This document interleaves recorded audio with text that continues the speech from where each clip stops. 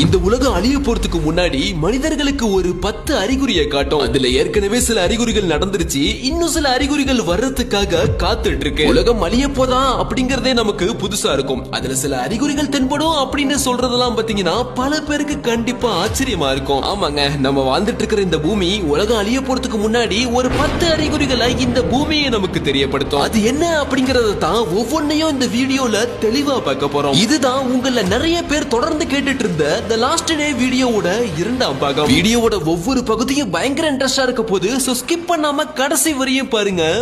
10 மாசத்துக்கு முன்னாடி நம்ம ஒரு வீடியோ போட்டிருப்போம், The Last Day அப்படிங்கிற பேர்ல உலக அழிவின் அறிகுறிகள் அப்படின்னு. அந்த வீடியோ நான் போட்டதுக்கான காரணம், சரியா ஒரு வருஷத்துக்கு முன்னாடி கடல் ஆழத்துல இருக்கக்கூடிய சில மீன்கள்லாம் கரையோரமா ஒதுங்கி வந்ததுனால உலகம் அழிய போகுது, கடலுக்கு அடியில தூங்கிட்டு இருக்கிற லெவியதான் அப்படிங்கிற ஒரு உயிரினம் மேல வந்து மனிதர்களை கொல்ல போகுது, அதுக்கான அறிகுறிகள் தான் இது அப்படின்னு பைபிள்ல சொல்லப்பட்டதா சில விஷயத்த அந்த மாசம் முழுக்கவே இத பத்தி தான் பேசிட்டு இருந்தாங்க. எல்லாரும் பைபிள்ல உள்ளத பத்தி வீடியோ போட்டிருந்தாங்க. நம்ம குரான்ல இத பத்தி என்ன சொல்லி இருக்குன்னு ரிசர்ச் பண்ணி போட்டது தான் 10 மாசத்துக்கு முன்னாடி போட்ட அந்த வீடியோ. அந்த வீடியோல உலகம் அழிய போற அறிகுறியா ஒரு மிருகம் வெளிவரும் அப்படிங்கிற விஷயத்த நம்ம குரான்ல இருந்து எடுத்து சொன்னப்போ, இது ஒரே ஒரு அறிகுறி தான், மீதி 9 அறிகுறிகள் குரான்ல சொல்லப்பட்டிருக்கு அப்படின்னு அந்த வீடியோல நான் சொல்லவும், அந்த அறிகுறிகள் என்ன, பார்ட் 2 வீடியோவை போடுங்க, அந்த 9 விஷயத்தையும் நான் தெரிஞ்சுக்கிட்டே ஆகணும் அப்படின்னு பல பேர் கடந்த 10 மாசமா தொடர்ந்து கேட்டுட்டு இருந்தீங்க. அதனாலயே உங்களுக்காகவே உட்கார்ந்து ரிசர்ச் பண்ணி உலக அழிவின் அறிகுறி அப்படிங்கிற தலைப்புல ஒரு கம்ப்ளீட் வீடியோவா மேக் பண்ணி கொண்டு வந்திருக்கேன். சோ ஸ்கிப் பண்ணாம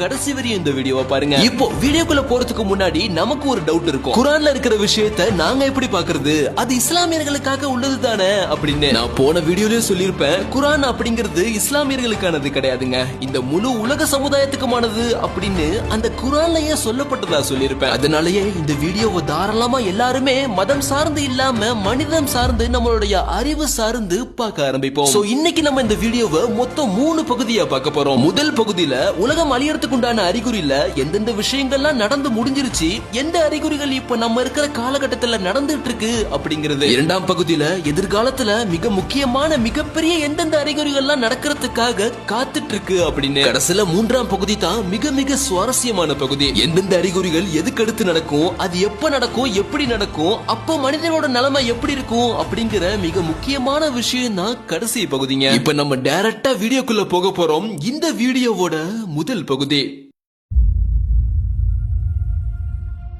முகமது நபி ஸல்லல்லாஹு அலைஹி வஸல்லம் அவங்க இதெல்லாம் நடந்தா உலகம் அழிய போகுது அப்படின்னு அப்போ இருந்த மக்களுக்கு சில விஷயங்களை சொல்லிட்டு போயிருக்காங்க. அந்த விஷயங்கள் தான் கிட்டத்தட்ட இப்ப நடந்துட்டு இருக்குன்னு சொல்லலாம். அப்படி அது என்னன்னு ஒவ்வொன்னா தெளிவா பார்ப்போம். உலகம் அழிய போறதுக்கு நெருக்கமான சில காலங்கள்ல இரும்பு பறக்கும் அப்படின்னு சொல்லிருக்காங்க. இந்த விஷயத்தை கேட்ட அப்போ இருந்த மக்கள்லாம் இரும்பு எப்படி வானத்துல பறக்கும் அப்படின்னு முழிச்சிருக்காங்க. காரணம், அப்ப இரும்பு அப்படிங்கிறது ரொம்பவே அரிதா கிடைக்கக்கூடிய ஒரு உலோகங்க, ஆயுதங்களுக்கு மட்டும்தான் அதை உருக்கி பயன்படுத்திருக்காங்க. ஆனா இப்போ அந்த வார்த்தை 100% பொருந்தும். இன்னைக்கு வானத்துல பறந்துட்டு இருக்கிற விமானம், ராக்கெட்லாம் இரும்பு கலக்கப்பட்ட ஒரு கலவைதான். பல ஆயுதங்கள், பல இரும்பு சாதனங்கள்லாம் இன்னைக்கு விமானத்துல சர்வசாதாரணமா பறக்குது. சோ இரும்பு வானத்துல பறக்கும் அப்படிங்கிற வார்த்தை 100% உண்மை. இந்த காலத்துல அது நடந்துட்டு இருக்குதான்.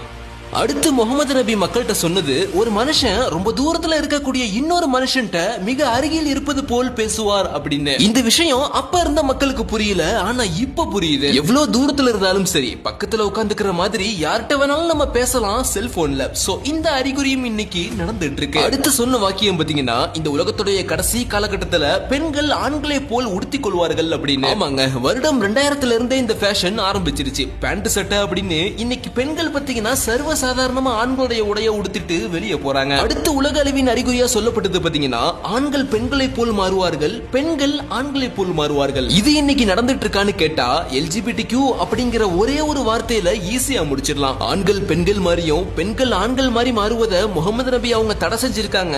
அப்படி மீறி அது நடக்குதுன்னா அதுதான் உலக அழிவின் அறிகுறின்னு சொல்லியிருக்காங்க. அடுத்து உலக அழிவின் அறிகுறியா மக்கள் தெரிஞ்சு கொள்வது, உயரமான கட்டிடங்களை கட்டுவதில் கால்நடைகளை மேய்த்து கொண்டிருந்தவர்கள் போட்டி போட்டு பெற்றுக் கொள்வார்கள். உலகத்திலேயே ரொம்ப காலமா கால்நடைகளை மேய்ப்பவர்கள் அப்படிங்கிற பேர் பெற்றது பாத்தீங்கன்னா முழுக்க முழுக்க அரபுகள் தான். மிக அதிக அளவிலான கால்நடைகளை பாலைவனத்துல மேய்த்து கொண்டிருக்கிறது தான் அவங்களோட பிரதான வேலையே. ஆனா இப்போ அந்த அரபு நாடுகள் தான் கடந்த 100 வருடத்துல மிகப்பெரிய வளர்ச்சி. சவுதி, துபாய்னு இன்னைக்கு மொத்த அரேபிய நாடும் நான் தான் பெருசுன்னு இன்னைக்கு போட்டி போட்டு கட்டிடங்களை உயரமா கட்டிட்டு இருக்காங்க. சோ முகமது நபி சொன்ன இந்த வார்த்தையும் 100% இன்னைக்கு நடந்துட்டு இருக்கு. அடுத்து இந்த உலகத்துடைய கடைசி காலகட்டத்துல நேரம் மிக அதிகமா கடக்க ஆரம்பிக்கும் அப்படின்னு சொல்லிருக்காங்க. நமக்கே தெரியும் இந்த வார்த்தை எந்த அளவுக்கு உண்மையானது அப்படின்னு. ஒவ்வொரு நாளும் எவ்வளவு வேகமா போகுது, ஒவ்வொருவருடைய வயசும் எப்படி அதிகரிச்சுக்கிட்டே போகுது. ஏதோ இப்பதான் 2019 கொரோனா வந்த மாதிரி இருக்கு. கடைசியில இன்னைக்கு 2026 பிறந்து அதுல ஜனவரியும் முடிஞ்சு பிப்ரவரியா பிறந்துருச்சு. கடிகாரத்தை பார்த்தா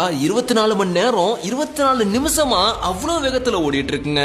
எனிவே அடுத்து உலக அழிவின் அறிகுறியா முகமது நபி சொன்னது பாத்தீங்கன்னா கொலைகள் அதிகரிக்கும். முன்னொரு காலத்துல கொலை செஞ்சவனை கொடூர குற்றவாளியா பார்ப்பாங்க. ஆனா இன்னைக்கு கொலை அப்படிங்கிறது சர்வசாதாரணமாயிட்டு. தினமும் ஏதாவது ஒரு கொலை பற்றிய செய்தியை நம்ம நியூஸ்ல பார்க்காத நாளே கிடையாது. அந்த அளவுக்கு கொலைகள் சர்வசாதாரணமாயிட்டுங்க இன்னைக்கு. சோ இந்த வார்த்தையும் இப்போ 100% இப்ப நம்ம இருக்கிற காலகட்டத்துல நடந்துட்டு இருக்கு. அடுத்த அறிகுறியா பாத்தீங்கன்னா ஒரு காலம் வரும் அப்ப விபச்சாரம் அப்படிங்கிறது மக்கள் மத்தியில சர்வசாதாரணமா பெருகி போயிரும். யாருமே அதை பத்தி குற்றமா நினைக்க மாட்டாங்க.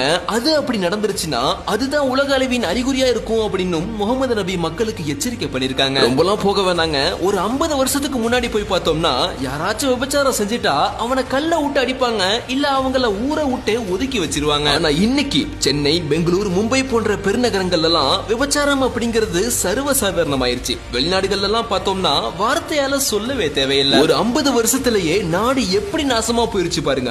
விபச்சாரம் அதிகரித்தல் அப்படிங்கிற வார்த்தையும் கண்டிப்பா இப்போ நடந்துட்டு இருக்கு. அடுத்து கடைசியா முகமது நபி சொன்ன விஷயம் சூரியன் மேற்கில் உதயமாகும். இது நமக்கு கொஞ்சம் குழப்பமா இருக்கும். இந்த அறிகுறி இப்போ நடக்கல, ஆனா அது நடந்தா என்னவாகும் அப்படிங்கறத தான் இந்த வீடியோவோட கடைசியில நம்ம சொல்லிருப்போம். அதை மிஸ் பண்ணிடாம பாருங்க. இப்போ நம்ம பார்த்த இந்த விஷயங்கள்லாம் பாத்தீங்கன்னா முகமது நபி அந்த காலகட்டத்தில் மக்களுக்கு சொன்னப்போ அது அப்போ அவங்களுக்கு புரியவும் இல்ல, அது அப்போ நடக்கவும் இல்ல. ஆனா இப்போ நம்ம இருக்கிற காலகட்டத்துல அது சர்வசாதாரணமா நடந்துட்டு இருக்குங்க. பல்லாயிரம் வருடமா இந்த உலகம் வளர்ச்சி அடையாம ஒரே மாதிரி தாங்க போயிட்டு இருந்தது. ஆனா கடந்த வெறும் 300 வருடங்களா தான் இந்த உலகம் மிகப்பெரிய அசுர வளர்ச்சி அடைஞ்சிருக்கு. இந்த அளவுக்கு வளர்ச்சி அதிகரிச்சதுனால தான் அப்ப சொல்லப்பட்ட இந்த உலக அழிவின் அறிகுறிகள்லாம் இப்போ நமக்கு கரெக்டா வந்து பொருந்தது. இதுக்கப்புறம் என்னென்ன அறிகுறிகள்லாம் நடக்க போகுது அப்படிங்கறத தான் இப்போ அடுத்து நம்ம பார்க்க போறோம். இப்போ இந்த வீடியோவோட 2ஆம் பாகத்துக்கு போக ஆரம்பிப்போம்.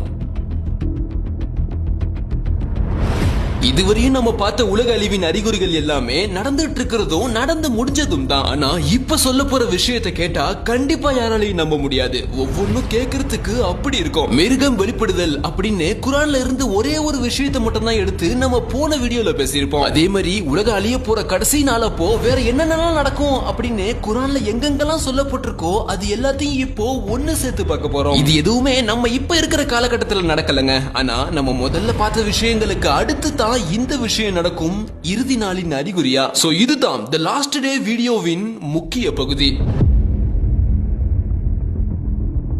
வானங்கள் பிளக்கப்பட்டு அது சிவப்பு நிறமாக மாறும். அதாவது மக்கள் அன்றாட வேலையை பார்த்துட்டு இருக்கும் பொழுது திடீர்னு ஒரு நாள் வானங்கள் பிளக்கப்பட்டு சிவப்பு நிறத்தில் காட்சியளிக்கும். மொத்த ஊருமே சிவப்பு நிறமாக மாறிடுங்க. பாக்குறதுக்கு அப்படியே கிட்டத்தட்ட ஒரு ஹாலிவுட் படம் மாதிரி இருக்கும். ஆனா இது உண்மையிலேயே உலக அழிய போற கடைசி நாள் அன்னைக்கு நடக்கும்னு குரான்ல அடிச்சு சொல்லப்பட்டிருக்குங்க. இதுக்கு அடுத்து வர்ற விஷயம்லாம் எப்படி இருக்க போகுதுன்னு பாருங்க. பூமி அதன் இறுதி நிலநடுக்கத்தால் குலுங்கும். இன்னைக்கு வருஷத்துல எங்கேயோ ஒரு நாட்டுல நிலநடுக்கம் வந்துடுது. கிட்டத்தட்ட இந்த வேர்ல்டு ஹிஸ்டரி எடுத்து பார்த்தா பல்லாயிரக்கணக்கான நிலநடுக்கங்களும் பூகம்பங்களும் வந்துகிட்டு தாங்க இருக்கு. ஆனா ஒரு நாள் திடீர்னு இந்த உலகம் படு பயங்கரமா குலுங்க ஆரம்பிக்கும். அப்படி ஒரு அதிர்வை இந்த பூமியில உள்ள மக்கள் பார்த்திருக்கவே மாட்டாங்க. அதுதான் இந்த உலகத்தின் கடைசி நிலநடுக்கம் மற்றும் ஒரு ராட்சச நிலநடுக்கமா இருக்கும். மலைகள் கம்பளி போல் ஊர்க்கப்படும். இந்த இயற்கைகள்லயே மலைகள் தான் ரொம்ப ரொம்ப ஒரு ஸ்ட்ராங்கான நேச்சருங்க. அதோட அதீத வெயிட்னால தான் இன்னைக்கு பூமி பேலன்ஸா ரன் ஆயிட்டு இருக்குன்னு சொல்லலாம். ஆனா அப்பேற்பட்ட மலையே ஒரு நாள் தூள் தூளாக சிதறும்னு சொன்னா நம்மள எத்தனை பேர் நம்ப முடியும்? ஆமாங்க, உலகம் அழியிற அந்த நாள் அன்னைக்கு அவ்வளவு பெரிய மலையை கம்பளி போல் பஞ்சு பஞ்சாயிரும்னு குரான்ல சொல்லப்பட்டிருக்குங்க. சூரியன் ஒளி இல்லாமல் அடைபட்டு விடும். இது ஒரு நாள் நடக்கும். அல்லது உலக அழிய போற அந்த கடைசி நாள் அன்னைக்கு கூட நடக்கலாம்னு சொல்லப்பட்டிருக்கு. அதாவது காலையில 6 மணி 7 மணி 8 மணி ஆகியும் இந்த முழு உலகமும் இருட்டா தான் இருக்கும். கடல்கள் எரிந்து கொழுந்து விடும். இதுக்கு சரியான ஒரு விளக்கம் எனக்கு தெரியலைங்க. ஆனா உலக அழிய போற அந்த நாள் அப்போ எந்த கடல் தண்ணியுமே இருக்காதுன்னு நினைக்கிறேன். அதாவது மொத்த கடல் தண்ணியுமே எல்லாத்தையுமே நெருப்பால் எரிஞ்சு ஆவியாகிடும். அந்த மாதிரி ஊதல் கொம்பு சூறு ஊதப்படும் அந்நாளே எச்சரிக்கையான நாள். திடீர்னு ஒரு நாள் சூறு ஊதுற சத்தம் மக்களுக்கு கேட்க ஆரம்பிக்கும். கிட்டத்தட்ட சாதாரண சத்தம் இல்லைங்க, மனிதர்கள் யாராலையுமே கேட்க முடியாத அளவுக்கு படுபயங்கரமா அந்த சத்தம் எகிரிக்கிட்டே போகும். இந்த சத்தத்தை கேட்டு மக்கள் அனைவருமே அலறி அடிச்சு ஓட ஆரம்பிப்பாங்களாம். அந்த நேரத்துல மக்களுடைய நிலைமை எப்படி இருக்கும் அப்படின்னு இதுக்கு அடுத்து நம்ம ஒண்ணு தெளிவா பார்ப்போம். இந்த சத்தத்தோட இறுதியில தான் மொத்த உலகமுமே தரமட்டமாயிரும். இதுதான் முதல் சூறு ஊதுதல் அப்படின்னு சொல்லப்படுது.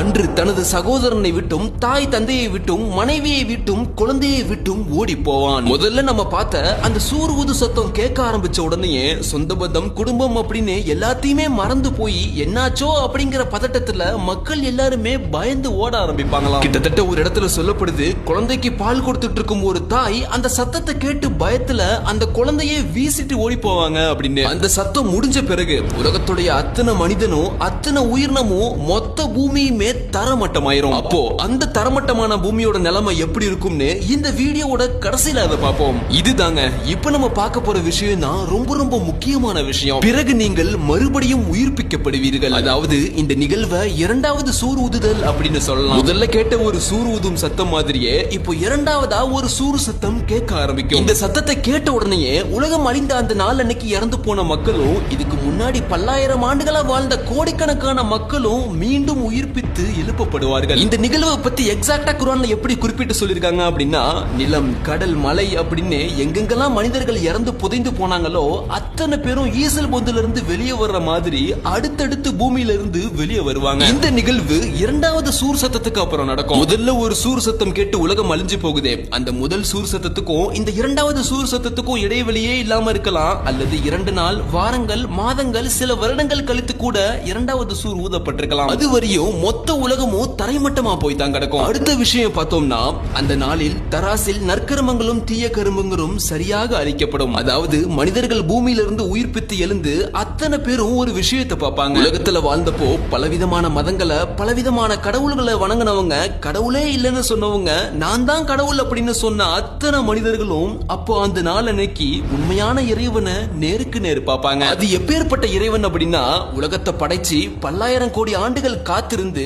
இறுதியா மொத்த உலகத்தையும் அழிச்சு அதுல வாழ்ந்த அத்தனை மனிதர்களையும் நேருக்கு நேரு பார்க்கிற அந்த இறைவன் அப்படின்னு குர்ஆன்ல சொல்லப்பட்டிருக்கு. அப்படிப்பட்ட அந்த இறைவன் முன்னிலையில தான் ஒரு விஷயம் நடக்கும். இந்த உலகத்துல பல மனிதர்கள் சொல்லி நம்ம கேள்விப்பட்டிருப்போம், கடவுள் தான் இருக்காரு, ஏன் இந்த உலகத்துல அநியாயத்தை பார்த்துட்டு இருக்காரு, ஏன் ஒருத்தவங்களுக்கு சந்தோஷமும் இன்னொருத்தவங்களுக்கு கஷ்டமும் இருக்கு, இந்த முழு உலகமும் ஈக்குவலா இருக்க வேண்டியதானே அப்படின்னு. இந்த விஷயங்களை எல்லாத்தையும் முன்னிலைப்படுத்தும் விதமா தான் அந்த நாள் அப்போ அந்த இறைவன் முன்னிலையில நியாய தீர்ப்பு நாள் நடைபெறும். அந்த இறைவன் ஒவ்வொரு மனிதனையும் தனித்தனியா நிக்க வச்சு விசாரிச்சு அவன் செஞ்ச அத்தனை தீய செயல்களையும் எடுத்து மொத்த மக்களுக்கும் காமிச்சு அதுக்கு சம்பந்தப்பட்ட மக்களையும் கூப்பிட்டு அல்லது விலங்குகளை கூப்பிட்டு அவங்களுக்கு உரிய நியாயம் வழங்கப்படும். அதே இறைவன் முன்னிலையில இன்னொரு வகையான மனிதர்கள் வருவாங்க. உலகத்துல வறுமையிலேயே வாழ்ந்து சரியான உணவு உடை கூட இல்லாம போகும் இடமெல்லாம் மரியாதை இல்லாம நடத்தப்பட்ட மனிதர்கள் தான். அப்படிப்பட்ட மனிதர்கள் அந்த நாளப்போ இறைவன் முன்னிலையில கௌரவப்படுத்தப்பட்டு உலகத்துல அவங்களுக்கு கொடுக்கப்படாத மிகப்பெரிய சன்மானங்கள் அந்த நாள்ல இறைவனால் கொடுக்கப்படும். இதுதான் உலக இறுதி நாள் அப்போ நடக்கக்கூடிய நியாய தீர்ப்பு நாள் அப்படின்னு சொல்லப்பட்டிருக்கு. இந்த மொத்த சம்பவத்துக்கும் கடைசி பகுதியா நல்லவர்கள் சொர்க்கத்தை நோக்கி அழைக்கப்படுவார்கள், தீயவர்கள் நரகத்தை நோக்கி அழைக்கப்படுவார்கள். இதுதான் இந்த உலக அழிவின் கடைசி பகுதியா இருக்கும்னு குர்ஆன்ல சொல்லப்படுதுங்க. கிட்டத்தட்ட எவ்வளவு பெருசா இருக்குல்ல இந்த அறிகுறிகள் மட்டுமே. இதுக்கப்புறம் 3ஆம் பாகத்தை பார்க்கும்போது தான் கம்ப்ளீட்டா எல்லாமே புரிஞ்சு போகும். அவ்வளவு சுவாரஸ்யமா இருக்க போகுது. அதுக்கு முன்னாடி இந்த 2ஆம் பாகத்துல ஒரு சில விஷயங்கள் இருக்கு. உலகம் அழிய போறதுக்கு முன்னாடி முக்கியமான அறிகுறிகளா யஜூஜ் மஜூஜ் அப்படிங்கிற ஒரு கூட்டத்தினர் மக்கள் மத்தியில வருவாங்கன்னு குர்ஆன்ல சொல்லப்பட்டிருக்கு. அவங்களோட அடையாளம் மட்டும் என்னன்னு பார்த்துட்டு வந்துருவோம். கூட்டம் கூட்டமாக அலை போல திரண்டு வருவார்கள், பயங்கர அழிவுகளை ஏற்படுத்துவார்கள், மக்களை கொல்வார்கள், நீர்நிலைகளை அழித்து விடுவார்கள். தஜ்ஜாலுடைய வருகைக்கு பிறகு தான் இவர்கள் வருவார்கள். தஜ்ஜாலை பத்தி நம்ம போன வீடியோலயே தெளிவா பேசியிருப்போம். உலக அழிவின் அறிகுறியா இன்னொரு விஷயம் என்னன்னா, இறுதி நாள் வருவதற்கு முன் வானத்தில் ஒரு புகை வரும், அது மக்களை மூடிவிடும், அது மிகவும் வேதனையாக இருக்கும். இதை பத்தி இங்க முகமது நபி சொன்ன ஒரு விஷயம் பாத்தீங்கன்னா, உலகத்தில் ஒரு இடத்தில் தீப்பிழம்பு ஏற்பட்டு அது மக்களை ஒரு நேரத்தில் ஒன்று கூட்டும். அதே நாளில் அப்போ நெருப்பு மழை கூட பெய்ய வாய்ப்பு இருக்குன்னு சொல்லியிருக்காங்க. இரண்டாம் பாகத்துல முகமது நபி சொன்னதா ஒரு விஷயம் பார்த்திருப்போம், சூரியன் மேற்கில் உதயமாகும் அப்படின்னு. இத பத்தி அறிவியல் ரீதியா பார்த்தோம்னா சூரியன் கிழக்கில் உதயமாகாம ஒருவேளை மேற்கில் உதயமாகுனுச்சுன்னா அந்த நேரத்துல பூமி எப்பவும் போல சுத்தாம ஆப்போசிட் சைடுல சுத்திட்டு இருக்குன்னு அர்த்தம். இங்க அறிவியல் ரீதியான பதிலும் ஒண்ணு இருக்குங்க. ஒருவேளை பூமி திசை மாதிரி ஆப்போசிட் சைடுல சுத்துனுச்சுன்னா மொத்த கட்டிடங்களும் இடிய ஆரம்பிக்கும், நிலம் வெடிச்சு நிலநடுக்கம் ஏற்படும். புவியீர்ப்பு விசை, மேக்னெட்டிக் ஃபீல்ட், காற்றழுத்தம், நீரோட்டம் அப்படின்னு பூமியோட மொத்த சுழற்சியுமே தலைகீழா மாறிடும். கடைசியில இந்த பூமி மனிதர்களே வாழ தகுதியற்ற இடமா மாறிடும். இதுதாங்க நம்ம குர்ஆன்ல சொல்லப்பட்டதா மேல பார்த்திருப்போம். நிலநடுக்கம் ஏற்படும், மலைகள் தூள் தூளாகுதல், இறுதியாக மனிதர்களோட இறப்பு அப்படின்னு. ஆமாங்க, என்னைக்கு சூரியன் மேற்கில் உதயமாகுதோ அன்னைக்கு தான் உலக அழிவோட மொத்த சம்பவமும் நடக்கும்னு சொல்லலாம். சூரியன் மேற்கில் உதயமாகும் வரை தான் இந்த உலக மக்களுக்கு கால அவகாசம். அதுக்குள்ள மனிதர்கள் தங்களுடைய தவறுகளை சரி செஞ்சு மன்னிப்பு கேட்டணும். ஒருவேளை சூரியன் மேற்கில் உதயமாகும் அந்த நாள் வந்துருச்சுன்னா அப்போ மனிதர்கள் தலைகீழா நின்று கெஞ்சி கூப்பாடு பண்ணாலும் சரி அவனுடைய கோரிக்கை ஏற்றுக்கொள்ளப்படாது அப்படின்னு குர்ஆன்ல தெளிவா சொல்லப்பட்டிருக்குங்க. உலக அழிவை பத்தி குர்ஆன்ல பல இடத்துல சொல்லப்பட்டிருக்குங்க. அதுல முக்கியமான எல்லா விஷயங்களையும் தான் இப்ப நம்ம வருஷப்படி பார்த்தோம். இத பாக்குற உங்களை சில பேருக்கு இந்த சொல்லப்பட்ட வார்த்தைகள்லாம் ஏதோ ஹாலிவுட் படத்துல வர மாதிரி இருந்திருக்கும். ஒவ்வொன்னும் உலக அழிய போறதுக்கு முன்னாடி கண்டிப்பா நடக்கும்னு ஆதாரத்தோட சொல்லிருக்காங்க. குர்ஆன்ல சொல்லப்பட்டதா. உங்களுக்கு தேவைப்பட்டா நீங்களும் இன்டர்நெட்ல இத சர்ச் பண்ணியும் பாத்துக்கலாம். இப்போ வீடியோவோட நம்ம கடைசி பகுதிக்கு வந்துட்டோம். ஆனா உங்களுக்கு இப்போ ஒரு குழப்பம் இருக்கும். முகமது நபி சொன்னதா சில நடந்து முடிஞ்ச அறிகுறிகள், குர்ஆன்ல சொல்லப்பட்டதா சில நடக்க போற அறிகுறிகள், போன வீடியோல வேற சில விஷயங்கள் அப்படின்னு கொஞ்சம் குழப்பமா இருக்க வாய்ப்பு இருக்கு. அதுக்காகவே உங்களுக்கு புரிய வைக்கத்தான் அடுத்து நம்ம பார்க்க போற இந்த வீடியோவோட கடைசி பாகம். இந்த வீடியோல நம்ம பார்த்த அறிகுறிகள், நான் உங்கள்கிட்ட சொல்லாத சில விஷயங்கள், போன வீடியோக்குள்ள சொல்லப்பட்ட விஷயங்கள் எல்லாம் எதுக்கடுத்து எது வரும் அப்படின்னு அடுத்தடுத்த சம்பவத்தை குறிப்பிடும் தலைப்புகளை மட்டும் இப்ப நம்ம ஒரு கதை வடிவத்துல பார்க்க போறோம். அதை கேட்கறதுக்கு முன்னாடி ஒரு விஷயத்தை ஞாபகம் வச்சுக்கோங்க. இன்னைக்கு ஆராய்ச்சியாளர்கள் கண்டுபிடிச்சு சொல்லிருக்காங்க, பூமியோட ஆழத்துல அதிக அளவுல காப்பர், அதாவது அதிக அளவுல செம்பு உலோகம் இருக்குன்னு சொல்லிருக்காங்க. இப்போ இதை நான் சொல்றதுக்கு உண்டான ரீசன் உங்களுக்கு நம்ம பார்க்க போற கடைசி பாகத்துல புரியும். கண்டிப்பா கடைசி பகுதி சுவாரஸ்யமா இருக்க போது. இப்ப வாங்க பாகம் 3க்குள்ள போகலாம். சூரிய குடும்பத்துல வெறும் 6 நாள்ல ஒரு பிளானட் உருவாக்கப்படுது இறைவனால. மலை, கடல், காடு அப்படின்னு வரலாற்றிலேயே முதல்ல உயிர்கள் வாழ தகுதியுள்ள ஒரு பிளானட்டா உருவாக்கப்பட்ட அதுதான் பூமி. அந்த பூமியில முதல்ல பாக்டீரியா, நுண்ணுயிர்கள், பூஞ்சைகள் அப்படின்னு மிகச்சிறிய உயிர்கள் உருவாக்கப்பட்டு மலை, காடு, கடல், நிலம் போன்ற பூமியோட பல்வேறு இடங்கள்ல அது வாழ ஆரம்பிக்குது. கிட்டத்தட்ட 400 கோடி வருடமா இந்த உயிர்கள் மட்டும்தான் இந்த பூமியில வாழ்ந்து வருது. அதுக்கடுத்து 60 கோடி வருடங்கள்ல உருவாக்கப்பட்டதுதான் சில சிறிய வகை விலங்குகள், சில கடல்வாழ் உயிரினங்களும். அடுத்து 16 கோடி வருடம் இந்த பூமியில வாழ்ந்ததுதான் டைனோசர். இறுதியா பூமி உருவாக்கப்பட்டு 450 கோடி வருஷத்துக்கு அப்புறம் ஒரு மிகப்பெரிய பேரழிவு ஏற்பட்டு மொத்த டைனோசர் இனங்களும் அழிக்கப்படுது. அதுக்கடுத்து மீதி இருக்கிற உயிரினங்கள் வளர்ந்துதான் இப்ப நம்ம பாக்குற எல்லா உயிரினங்களும், விலங்குகளும், பறவைகளும், மீன்களும் உருவாக்கப்படுது. இந்த ஒரு நிகழ்வு மட்டுமே 6 கோடி வருஷம் நடக்குதுங்க. அதுக்கப்புறம் இறுதியா சரியா 10,000 வருஷத்துக்கு முன்னாடி தான் முதல் மனுஷன் உருவாக்கப்பட்டிருப்பான். அப்போல இருந்து பாரம்பரியம், கலாச்சாரம்னு எல்லாம் பெருகி மனிதர்கள் எல்லாரும் ஒற்றுமையா வாழ்ந்து வர ஆரம்பிக்கிறாங்க. இதுக்கு நடுவுல பலவிதமான மதங்கள், கடவுள்கள்னு பல வகைகள் பிரிக்கப்பட்டு மக்களால் வணங்கப்படுது. இப்பதான் பல இறை தூதர்கள் பூமிக்கு கொண்டு வரப்பட்டு மக்களுடைய ஆரம்ப தவறுகளை, வணக்க வழிபாடுகளை சரி செய்ய ஆரம்பிக்கிறாங்க. பல்வேறு காலங்கள்ல பல்லாயிரம் ஆண்டுகள் கழித்து பல வெவ்வேறு நாடுகள்ல பல சமூகத்துல பல மொழிகளுக்கு மத்தியில சீர்திருத்தத்துக்காக கொண்டு வரப்படுறாங்க அந்த இறை தூதர்கள். ஆனா அந்தந்த காலகட்டத்தில் வாழ்ந்த இறை தூதர்கள் அப்ப வாழ்ந்த மக்களுக்கு அறிவுரையும் எச்சரிக்கையும் புனித நூல்களையும் அந்த காலகட்ட மக்களுக்கு கொடுத்துட்டு போயிருக்காங்க. இத பல்வேறு விதமா புரிஞ்சுக்கிட்ட சில காலகட்ட மக்கள் சில இறை தூதர்களை புறக்கணிக்கிறாங்க, சில இறை தூதர்களை கடவுளை வணங்குறாங்க, சில இறை தூதர்களை வச்சு மதங்களை ஆரம்பிக்கிறாங்க. இப்படி மனிதர்களால மதம், கடவுள்னு பல்வேறு மாற்றங்கள் ஏற்பட ஆரம்பிக்குது இந்த பூமியில. காலங்கள் கடக்க இப்ப நம்ம இருக்கிறதுல இருந்து ஒரு 300 வருஷத்துக்கு முன்னாடி தான் இந்த பூமி தொழில்நுட்பம் அப்படிங்கிற ஒண்ணு தலை தூக்க ஆரம்பிக்குது. கிட்டத்தட்ட அசுர வளர்ச்சி அடைந்த இந்த தொழில்நுட்பம் இந்த பூமியவே வேற ஒரு கோணத்துக்கு எடுத்துட்டு போகுது. காலப்போக்கத்துல மக்கள் மத்தியில பொறாமை, போட்டி, நயவஞ்சகம், பிரிவினை, வேற்றுமை, கோபம் அப்படின்னு மனிதர்களுக்குள்ளேயே பலவிதமான தவறுகள் ஏற்பட ஆரம்பிக்குது. கூடவே சேர்ந்து தொழில்நுட்பத்தின் அசுர வளர்ச்சி, கட்டிடங்கள் உயரமாகுதல், பெண்கள் ஆண்களுக்கிடையே ஏற்படும் மாற்றங்கள், காலம் படுவேகமா நகர்தல், கொலை குற்றங்கள் சர்வசாதாரணமாகுதல் அப்படின்னு இறை தூதர் வாழ்ந்த காலத்துல சொல்லப்பட்ட சில விஷயங்கள்லாம் இறை தூதர் இல்லாத அடுத்த காலகட்டத்தில் நடக்க ஆரம்பிக்குது. அதாவது இப்போ நம்ம இருக்கிற காலம். இதுக்கப்புறமும் இந்த தொழில்நுட்பமும் விஞ்ஞானமும் இதுக்கு மேலையும் வளர ஆரம்பிக்கும். மக்களுக்கிடையேயான மாற்றங்களும் மக்களுடைய குற்ற குற்றங்களும் இதுக்கு மேல இன்னும் அதிகமாக ஆரம்பிக்கும். ஒரு காலத்துல கூடி சீக்கிரமே இந்த பூமி மனிதர்கள் வாழ தகுதியற்ற ஒரு இடமா மாற ஆரம்பிக்கும். அதோட அறிகுறிகளா தான் தஜ்ஜால் அப்படிங்கிற ஒற்றை கண்ணுடைய ஒருத்தன் இந்த பூமிக்கு வந்து மனிதர்கள் மத்தியில ஒரு குழப்பத்தை ஏற்படுத்துவான். ஒரு 40 நாட்கள் அவனை அழிக்கிறதுக்காக 2000 வருஷத்துக்கு முன்னாடி வாழ்ந்த ஈசா அப்படிங்கிற ஒரு இறை தூதர் மறுபடியும் இந்த பூமிக்கு வந்து அந்த தஜ்ஜால கொலை செய்வார். அந்த ஈசா யார் அப்படின்னா பைபிள்ல சொல்லப்படுற ஜீசஸ் தாங்க. அதுக்கப்புறம் யாஜூஜ் மாஜூஜ் அப்படிங்கிற ஒரு கூட்டத்தினர் வந்து பூமியில பெரும் பாதிப்பு ஏற்படுத்துவாங்க. பல மனிதர்களை கொலையை செய்வாங்க. அந்த கூட்டத்தினரும் இறந்த பிறகுதான் இந்த பூமியில ஒரு மிருகம் வெளிப்படும். கிட்டத்தட்ட இந்த விஷயங்கள் பல காலங்கள் நடக்கும். மனிதர்களுக்கு ரொம்பவே பெரிய ஒரு வேதனையா இருக்கும். இப்போ மேற்சொன்ன விஷயங்கள்லாம் முடிஞ்ச பிறகுதான் இறுதியா சூரியன் மேற்கில் உதிக்க ஆரம்பிக்கும். அதோட இந்த பூமி உருக்குலைஞ்சு போய் நிலநடுக்கம் ஏற்பட்டு மலைகள் தூள் தூளாக்கப்பட்டு வானங்கள் சிவப்பு நிறத்துல புகை மூட்டமா மாறி மொத்த மனிதர்களையும் கதை கலங்க வச்சிரும். அப்பதான் பயங்கரமான சத்தத்துல ஒரு சூர் ஊதப்படுங்க. அந்த சத்தத்துல மீதி இருக்கிற மொத்த உலகமும் உயிர்களும் மனிதர்களும் மொத்த பூமியுமே தரமட்டமா அழிக்கப்படும். இதுக்கப்புறம் தான் இரண்டாவது சூர் ஊதப்படும். இந்த சத்தத்தை கேட்ட உடனே உலகத்துடைய முதல் மனிதன்ல இருந்து உலகம் அழிஞ்ச கடைசி நாள்ல இறந்த அந்த மனிதன் வரையும் மொத்த மனிதர்களும் மீண்டும் உயிரோட நிர்வாணமா எழுப்பப்படுவாங்க. அப்போ இந்த பூமி தரமட்டமாக்கப்பட்டு முழுக்க முழுக்க ஒரு செம்பு தரையா மாறிடும். அது மேலதான் அந்த அத்தனை மனிதர்களும் நிற்பாங்க. அந்த நாள் அப்போ சூரியன் மிக அருகில் தலைக்கு மேல கொண்டு வரப்பட்டு அந்த செம்பு தரைகள் சூட்டினால் பாத்தீங்கன்னா கொதிக்க ஆரம்பிக்கும். அந்த செம்பு தரையோட வெப்பம் மனிதர்களோட கால் வழியா உடம்புக்கு ஏறி தலைக்கு போய் மூளை உருக்கி மூக்கு வழியா வரும் அளவுக்கு அப்படி ஒரு வெப்பங்க. மனிதர்கள் வேறு வேலையே முழுகி இருப்பாங்க அந்த இடத்துல. இப்படிப்பட்ட இக்கட்டான சூழ்நிலைக்கு மத்தியில தான் அந்த ஒரு இறைவன், அதாவது பல கோடி ஆண்டுகளுக்கு முன்னாடி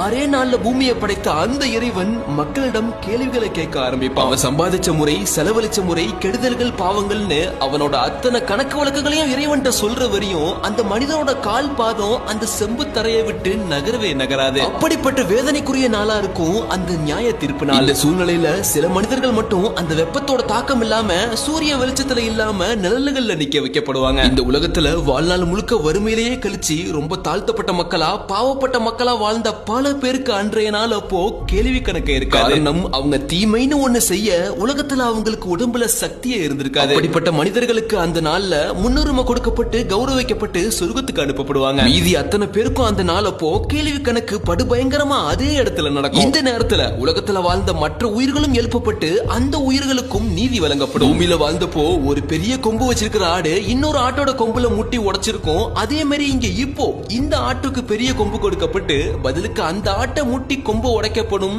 அந்த நாள்ல. அதே மாதிரி உலகத்துல எந்த மனிதன் எந்த விலங்குகளை கொடுமைப்படுத்தினானோ அதே மாதிரி அந்த நாள்ல அந்த விலங்குகளுக்கு அந்த சக்தி கொடுக்கப்பட்டு அந்த மனிதனை கொடுமைப்படுத்தப்படும். ஒரு மனிதன் வேணும்னே ஒரு எறும்பு மிதிச்சு சித்திரவதை பண்ணிருந்தா அந்த எறும்பு இவன் உருவத்துல பெருசா கொண்டு வரப்பட்டு அவன் இந்த எறும்பு அளவுக்கு சிறிதாக்கப்பட்டு அந்த எறும்பாலேயே இவன் நசுக்கப்படும். தெரியாம செஞ்சதை தவிர மற்ற அனைத்து வேணும்னே செய்த தீய செயல்களுக்கு சம்பந்தப்பட்ட உயிரினங்களை வச்சு சம்பந்தப்பட்ட மனிதனை கொண்டு வரப்பட்டு தண்டனை நிறைவேற்றப்படும் அந்த நாள்ல. உலகத்தோட அத்தனை உயிரினங்களுக்கும் சரியான நியாயம் கொடுக்கப்பட்ட பிறகு அந்த அத்தனையும் மண்ணோட மண்ணாக்கப்படும். அதோட வாழ்நாளும் முடிஞ்சு போயிடும். ஆனா மனிதர்களுக்கு அப்படி கிடையாது. தப்பு செஞ்சவன் நரகத்துக்கு கொண்டு செல்லப்படுவான், நல்லவர்கள் சொர்க்கத்துக்கு கொண்டு செல்லப்படுவார்கள். அவன் தப்பு செஞ்ச காலம் முடிஞ்சிட்டா கருகிய நிலையில அவன் நரகத்திலிருந்து எடுத்து வரப்பட்டு மீண்டும் உருவம் கொடுக்கப்பட்டு அப்புறம் அவன் சொர்க்கத்துக்கு அனுப்பப்படுவான். இறுதியா உலகத்தில் நடந்த அத்தனை பாவங்கள் நன்மைகளுக்கும் ஏற்ற இறக்கங்களுக்கும் அந்த நாளப்போ நியாயம் வழங்கப்பட்டு தீர்ப்பு அளிக்கப்படும். அந்த ஒரு நியாய தீர்ப்பு நாள், அதாவது இந்த உலகத்தின் கடைசி நாள் வரத்துக்கு முன்னாடி இறைவனை அஞ்சிக் கொள்ளுங்கள்னு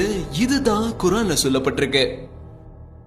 பார்ட் 1 வீடியோல எக்கச்சக்க பேர் சொல்லிருந்தீங்க உலக அழிவின் அறிகுறியை பத்தி டீடைலா போடுங்கன்னு. அதுக்காகவே குர்ஆன்ல உலக அழிவா மனிதர்களுக்கு கொடுக்கப்பட்ட அத்தனை எச்சரிக்கையும் இப்ப நம்ம ஒண்ணு சேர்த்து வரிசையா பார்த்தோம். இந்த வீடியோவை எந்த மதமா இருந்தாலும் யாரா இருந்தாலும் எல்லாருமே எடுத்துக்கொள்ளலாம். அப்படி பொதுவா தான் சொல்லப்பட்டிருக்கு. எதுவா இருந்தாலும் சரிங்க, நம்ம நாமள ஒழுங்குபடுத்தி சரியான வழி எதுன்னு தேர்ந்தெடுத்து நல்ல மனிதர்களோட ஒற்றுமையா வாழ்ந்தோம்னா இந்த உலகத்திலும் சரி நம்ம இப்ப பார்த்த மறு உலகத்திலும் சரி எல்லாமே நல்லதாவே அமையும். இந்த வீடியோவை ஒரு மதம் சார்ந்து இல்லாம ஒரு மனிதம் சார்ந்து ஒற்றுமையா இவ்வளவு நேரம் பொறுமையா பார்த்தவங்க அத்தனை பேருக்கும் மிகப்பெரிய நன்றி. இந்த வீடியோட 3ஆம் பகுதியில் நம்ம சொல்லிருப்போம் மனிதன் தோன்றி 10,000 வருடம் ஆகுது அப்படின்னு. அதாவது உண்மையிலேயே மனிதர்களுக்கு மேல ஒரு சக்தி இருக்கா அல்ல யதார்த்தமா நடந்ததுதான் இந்த இயற்கையா, உண்மையிலேயே முதல் மனிதன் எப்போ வந்தான் அப்படிங்கிற இந்த வீடியோ பத்தின உங்களுடைய அத்தனை கருத்துக்களையும் தாராளமா வரவேற்கிறேன். சோ மறக்காம கீழே கமெண்ட் பண்ணுங்க. அடுத்து இன்னொரு இன்ட்ரெஸ்டான வீடியோவுடன் மீண்டும் சந்திப்போம். See you.